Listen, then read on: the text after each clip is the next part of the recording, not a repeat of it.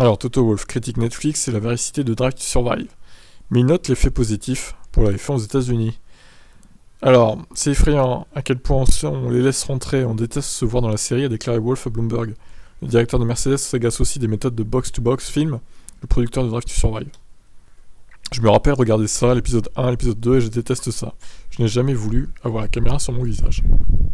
On s'y est fait petit à petit, et tout à coup, vous réalisez que c'est devenu très important partout dans le monde, avec de nouveaux publics, des publics plus jeunes. Mais ils donnent une tournure au récit. Ils assemblent des scènes qui n'ont pas eu lieu. Je suppose que les fans se diront que c'est différent de ce qui s'est passé réellement, mais nous créons du divertissement. C'est une nouvelle dimension du divertissement. Et que Stone aurait dit il est 15-35 ans ne m'intéresse pas parce qu'il n'achète pas de Rolex à mon sponsor. Ok, mais évidemment ça a changé parce qu'avec les réseaux sociaux, c'est ce groupe démographique qui génère les audiences, qui génère la portée, et ce sont eux les futurs décideurs. Wolff reconnaît en revanche que Netflix a joué un rôle clé dans la popularité de la F1 aux US.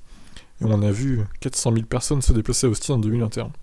La Formule 1, de notre point de vue, a toujours été un sport mondial, grand en Europe, grand en Amérique du Sud, grand en Asie et au Moyen-Orient.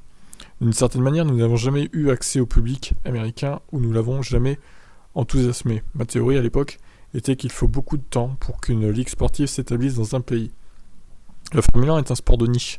Il s'agit d'une population à haute technologie, à haut revenu et à haut niveau d'éducation. Je pensais qu'il devrait être plus facile de toucher les publics des grandes villes comme New York, mais nous n'y sommes jamais arrivés.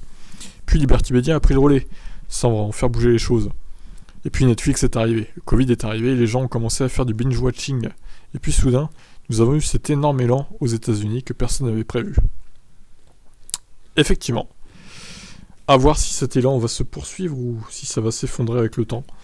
Et si les Américains vont se lasser de la F1, peut-être. Nous verrons cela. Bon, en tout cas, la saison de Netflix, c'est vendredi.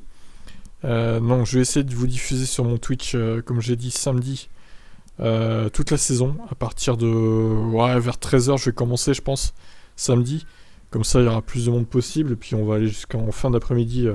On va mettre en légèrement accéléré pour que ça aille plus vite. Et on va s'étaler jusqu'à début de soirée, peut-être. Je sais pas combien de temps ils vont durer, les épisodes. C'est toujours pareil avec Drive to Survive. Il y a des épisodes qui durent une demi-heure, d'autres 45 minutes. D'autres 1 heure, donc je sais pas combien de temps ça va durer. Donc on verra ça le moment venu. Mon Twitch, c'est twitch.tv/tibf1 pour info. Le lien est dans la description. Allez, bye bye.